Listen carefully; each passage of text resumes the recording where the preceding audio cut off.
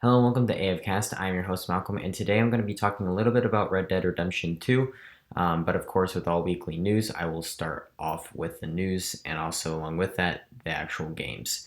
So for November 6th, we have Deracine, which is coming for PSVR, Overkill's The Walking Dead, which is coming for PS4, Xbox One, and PC, and then also World of Final Fantasy Maxima, which is coming for Xbox One and Switch. And then on November 8th, we have Ride 3, which is coming for PS4, Xbox One, and PC. Other news is Microsoft said that Xbox Game Pass will expand to PC. I don't know if that's just going to be to Steam or if that's going to go to other things as well, or maybe just their website or something like that. I don't know. Call of Duty Black Ops 4 added microtransactions and have two limited time black market events going on right now.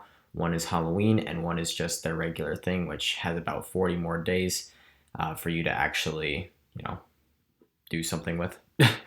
And then Star Wars Battlefront 2 might add a handful of female heroes to their list of people to play. I don't know if they're going to be DLC or if they're going to be free to play, but either way, it's pretty cool. And also, Xbox One just got four new backwards compatible games. So look that up if you want to find out what they are. I'm not going to list them now. Rainbow Six Siege got an operator balancing update, so if you're a bit frustrated with that, they are now more balanced. So check out the patch notes for that. There are also three classic Resident Evil games which will be releasing on Switch. Then there's also a companion app that came out for Black Ops 4, and it has been having a little bit of issues, but I'm pretty sure they'll fix it soon. And there is a bundle of 11 games for really cheap on PlayStation 4 right now, like really cheap, like dirt cheap, basically. And then there's also going to be Suicide Squad is crossing over into PUBG, and then Fortnite now has a weapon. I'm pretty sure it's the Scar L, and Nerf actually created this weapon in real life. And so if you want to pretend like you're playing Fortnite, then get this Nerf gun. You can also check out the Heist DLC for Marvel's Spider-Man. And then also prices have dropped on PS4 exclusive games. I don't know if that goes for all of them or if that just goes for some of them. But either way, that's pretty cool. So that's all I have for the gaming news for this week. So for Red Dead Redemption 2, a little bit about it is that they started work a bit after the release of Red Dead Redemption 8 years ago. So the first one was released in 2010, and so they started a little bit after that one was released. And it is for PS4 and Xbox. It is made by Rockstar Games and Studios, which also made GTA. It is a prequel to Red Dead Redemption, and it basically is a Western GTA. So if you play GTA, it's basically just an older Western, in my opinion, better GTA. So, yeah. And then there's also, it's also open world, just like GTA, or even the first Red Dead. Then, actually, part of the first Red Dead Redemption map is a very small fraction of the entirety of Red Dead Redemption 2 map. And it's actually pretty insane if you were to look at a comparison. But the Red Dead Redemption is actually a part of the map, so you can still visit the same places as you did in the first one. And then it takes place in 1899. You can either have it in third or first person perspective, depending on your, what you like best, or if you just want to go for a challenge. And then Arthur Morgan will be the main character. So if you don't know who Arthur Morgan is, then play the game to find out. And then there will be multiple returning characters like Marston from the first game. There's multiplayer to play with friends. I don't think there's any kind of like combat multiplayer, like kind of like a Call of Duty type of deal. But you can play with friends, kind of like Just Cause. Then there's also a mobile companion app right now that has been released. Then there's you don't need to have played the first Red Dead in order to like know what's going on, but it does heighten the experience a lot. Some gameplay facts is, for one, the story is really well made. And the whole part is that like you're part of a gang called the Vanderland gang, And it travels from town to town, camping in the woods, trying to like keep its people alive by stealing and robbing and killing people, that type of deal. Um, and you do have to help set up the camp when you move, and you have to keep up the gang's morale by doing stuff like card games or even that like knife game where you go like behind your thumb and then to in between one of your fingers or something like that, and you keep going back and forth, trying not to stab off your finger. And then there are actually different reactions from people when you try to rob them. So there could be like they can be like shy and like kind of like put their hands up and like give you whatever. Some of them will actually ignore you, and some of them will be aggressive and attack you immediately. And then there's some in between as well. And then there are horses in the game, and horses kind of act similarly, where some will run faster, and some will react differently to the environment than others will. And sometimes they won't even want to go to certain places that are on the map. So, like, if you want to walk through one part of the forest, maybe the horse does not want to go there and it won't let you go through there, which I find pretty interesting.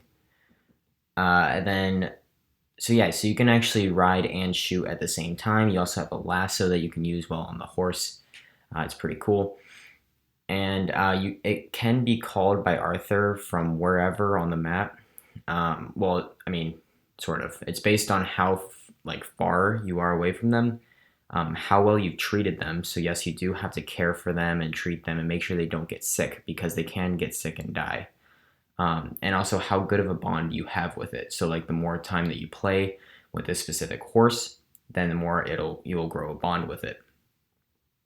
Some things about the weapons is fighting and movement is really smooth in the game, and it's really nice. It's just it works well together, is what I'm trying to say, I guess.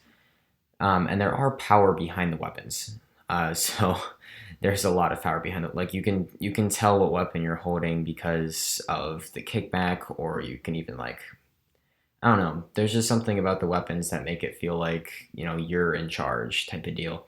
Um, yeah, it's pretty interesting. And then weapons are customizable, so it's not just stuff like aesthetics. You can also add like scopes and grips, and like barrels, that type of thing.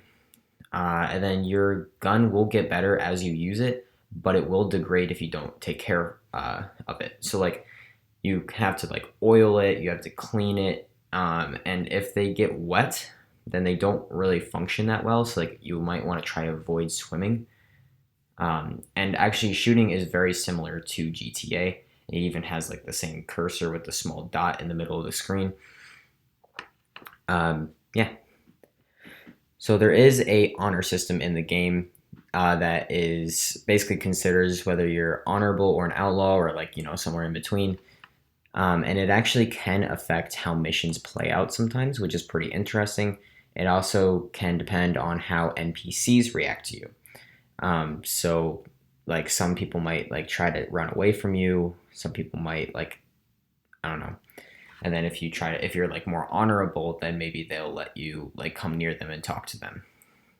Um, yeah. And then if you are honorable, then you'll actually get higher payouts for bounties. And then if you're an outlaw, you actually get higher payouts for robberies.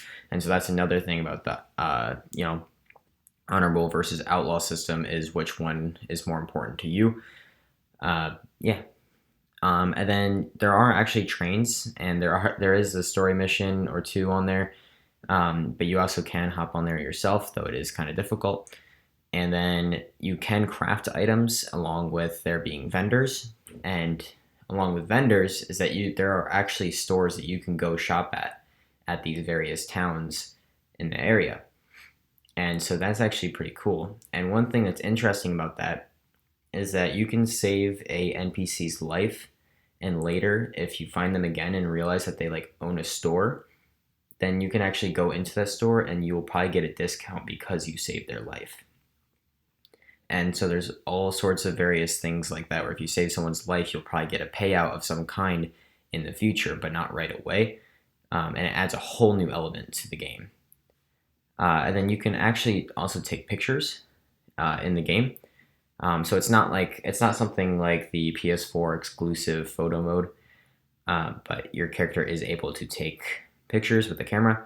And then there are multiple towns that you can visit in the area. Like I said, the map is huge. And each town has its own like story and issues. Like one was kind of one that was like almost a ghost town, but then somebody from the East Coast kind of like came in, and it became this like rich tourist spot that people like to visit all the time. And so each one of these towns have like a different story to it and stuff like that. And some actually are ghost towns. Some of them are like well populated, that type of deal. And also there is hunting in the game. So there are about 200 different species that are actually in the game, which is pretty impressive. Um, and so there's it's not even just uh, like one species is a horse, one species is a chicken, one species is a moose or something like that. It's like there are, I forget how many there are. It's like 17 or 19 or something like that, different species of horses that you can find around the map. And I'm pretty sure that's how it is for a lot of things like bears or birds. So it's it's pretty cool, especially since all the animals are highly realistic. So in that sense, they will run away if they hear a gunshot, or even like how they fight, or how they will react to the environment, essentially. And then yeah, so Arthur is also customizable, and you can actually make different things, like different meals and stuff like that, and each meal will have a different effect on your character.